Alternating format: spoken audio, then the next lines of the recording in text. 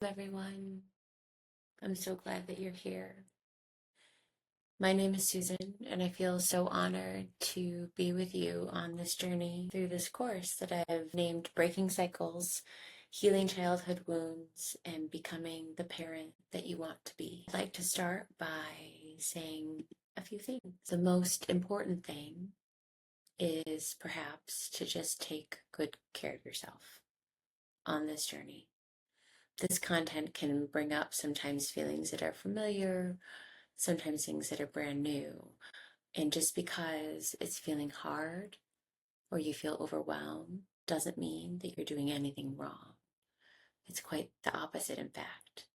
This space is meant to give us room to explore maybe some things that haven't had enough time or attention. And so if you are feeling overwhelmed, there is permission to pause for the day and come back. There is permission to just take a break and take a few breaths. Whatever you need, however you can listen to yourself, that's the way to show up, to ingest and to take in sort of what I'm sharing. The other thing that I think might be helpful for some people is to have some kind of notepad or journal or even just a piece of paper that you keep by you. And the reason for that is twofold. One, I'd love for you to notice and jot down, note if there are specific feelings or memories that come up as we're talking about stuff here. And then also throughout the course, I woven in places where we will pause for actual reflection and reflection questions. And so I think it can be helpful to have something close by where you can kind of jot a note and maybe come back to, even if it's not right now, sort of some of what comes up as we're moving through this together. And then next, I just have this disclaimer, which just says that while I am a therapist, I am not your therapist, and that this content here is made for the purposes of reflection and for education and is not a substitute for your own mental health treatment. And so if you find that you are moving through this work and are in need of a therapist, here are some places that I recommend to look. And also, if you are needing something that's more immediate, there are also numbers here that can help with that as well. And with that, let's begin. So, Module 1, I have entitled The Story of You. This module will help us explore how our early experiences have shaped the way that we show up in our relationships. And of course, that includes how we show up in our parenting relationship, in our relationship to our child. And the goal here is not to criticize or blame or point fingers at the past, but it's more to get curious about how our blueprints of relationships are showing up in the present. And it is an invitation to think about how we want to show up differently with compassion and again with curiosity. Here is a timeline of the different modules that we'll be moving through. So today we will begin with the story of you, and then we will move on to attachment versus authenticity. In module 3, we'll look at childhood wounds. And then we will move on in module 4 to thinking about how we can reparent ourselves.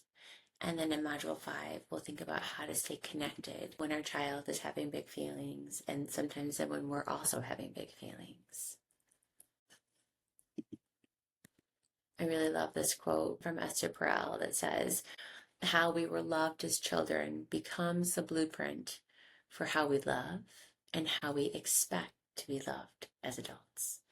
And so really what she's saying here is that the ways that we were seen or soothed or supported in our early experiences shape every relationship that comes after, including the one that we have with our kids. Okay, here we go. Getting curious. I'll use that word a lot because I think it's really imperative to sort of finding ways to unpack some of these boxes, if we want to use that metaphor, of things that can be painful from our histories. And so here we're just going to begin to understand how the past comes up now, and the patterns that we carry didn't come from nowhere. Often in therapy, when I'm working with people, they'll say, well, why do we have to talk about my childhood? What does that have to do with my anger at my coworker, my child that's driving me nuts when they do A, B, and C? Well, it all starts somewhere. And so that's always where because if we want to change and understand the patterns that happen now, first we have to know where they were formed and how they began. And so that sort of leads us into jumping into some of our core concepts that are going to help ground our work together. The first one is family of origin.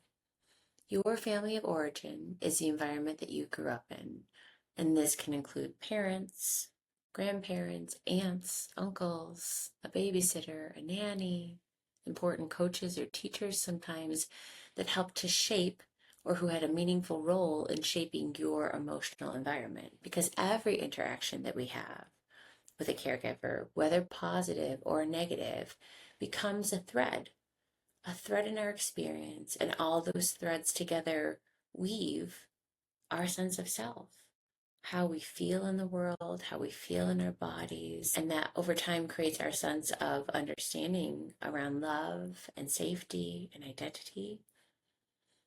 And all of these come together over time to be known as our attachment. So the idea of attachment for some people might be familiar and for others might be new. And so what is attachment? I think the easiest way to describe it is just how it feels to be connected to others. And so our attachment style and how it feels is one of the earliest sort of indications of how relationships will feel later in life. And there are four main styles of attachment that we'll go through one at a time. There is secure, there's insecure, anxious, there's insecure, avoidant, and there's disorganized. And as we go through these, and as I read through and talk through some of what each of these are, I want you to begin to ask yourself, where do you think you land? Because these are not stagnant, these are patterns. And so again, knowing that we each have a pattern, and that also when we know about our pattern, there is opportunity to shift and change that pattern if we wish. Okay. Secure attachment. What is secure attachment? When our caregivers are consistent and loving and responsive in a good enough way, a child learns that their needs matter and that relationships are a source of safety, of comfort, and that they are worthy of love. And so often when I talk about this idea with parents, it can be very easy to go, oh, like, what does that mean? Does that mean that all the time I have to meet my child where they're at, or I have to be perfectly attuned to them, or I always have to validate them? No. In the research, when they talk about good enough, they are looking at 30 to 40% of the time. So good enough parenting is being able to 30 to 40% of the time attune to our kids, drop in with what they're feeling, meet them where they're at. It's not about showing up perfectly. And I just think that that can be a real relief sometimes for parents who understandably imagine that to be secure, you have to be met most of the time. And that's not the case. It's good enough. And then what does secure attachment look like when we look at adults? Adults will look like people that can navigate both intimacy and independence with ease because they trust that a relationship can have both closeness and autonomy.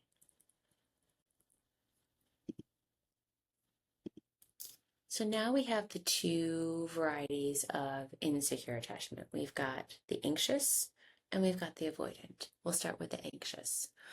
So when a caregiver is inconsistent, sometimes emotionally available and sometimes distant, and again, this means like less than 30% of the time, they are consistent. A child can develop what we would call an anxious attachment.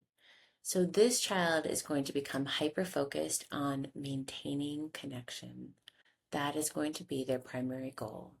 And often this can look like a fear of abandonment, difficulty in separation, sometimes about like, will they be okay? Will the parent come back? And as adults, this can look like in relationships, adults that need a lot of reassurance, a lot of validation. They feel sensitive or worried around disconnection, and they might also struggle with a sense of their own worthiness. Am I good enough? Am I not good enough? And I just also want to preface that our need to feel close as young children is an evolutionary thing. Closeness equals safety. And so that, and again, that'll come up again later when we talk about attachment versus authenticity, but that it's a natural, evolutionary, unconscious process, the process of attachment. And then on the other side, we have the avoidant attachment. And so this is when a caregiver is emotionally unavailable or dismissive.